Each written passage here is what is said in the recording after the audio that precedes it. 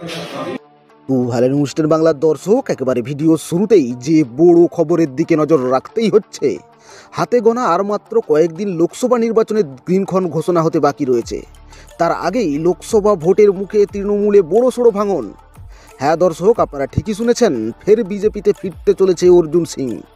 তিনি হঠাৎ কেন 2024-এর লোকসভা ভোটের মুখে বিজেপিতে আসতে চলেছে?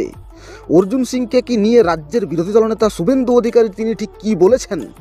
বিজেপির প্রার্থীর দ্বিতীয় লিস্টে ঘোষণার আগে কেন দিল্লিতে যাচ্ছেন অর্জুন সিং? বিজেপিতে কি আবার অর্জুন সিংকে নেওয়া হবে? সমস্ত তথ্য জানিয়ে দেবো দর্শক আপনাদের। তার আগে ছোট্ট একটি রিকোয়েস্ট করব, নিউজ 10 বাংলায় প্রথম হয়ে থাকলে অবশ্যই চ্যানেলটি সাবস্ক্রাইব করবেন এবং পাশে থাকা ঘন্টাটি অন করে দেবেন লেটেস্ট ভিডিও সবার আগে পাওয়ার জন্য। আর অবশ্যই ভিডিওতে একটি লাইক করে দেবেন।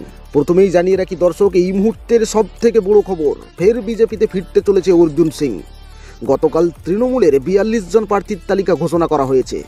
সেখানে দেখা গেছে ব্যারাকপুরের সাংসদ অর্জুন সিংয়ের নাম ঘোষণা করা হয়নি।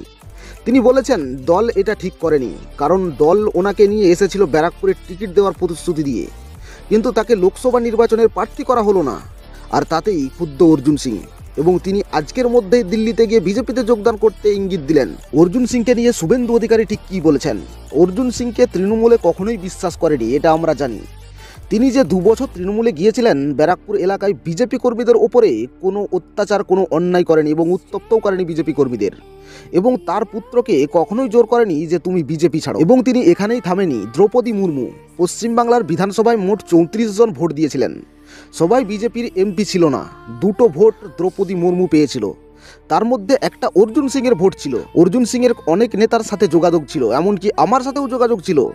বিস্ফোরক মন্তব্য শুভেন্দু অধিকারী, এবং শুভেন্দু অধিকারী এটাও বলে যে আমরা ঠিক করব না অর্জুন সিংকে কি করা হবে, কেন্দ্র নেতৃত্ব যা ঠিক করবে সেটাই হবে। কিছু সময়ের অপেক্ষা, অর্জুন সিং কি আবার বিজেপিতে ফিরতে চলেছে? অবশ্যই দর্শক কমেন্ট বক্সে আপনার মতামত জানিয়ে দেবেন।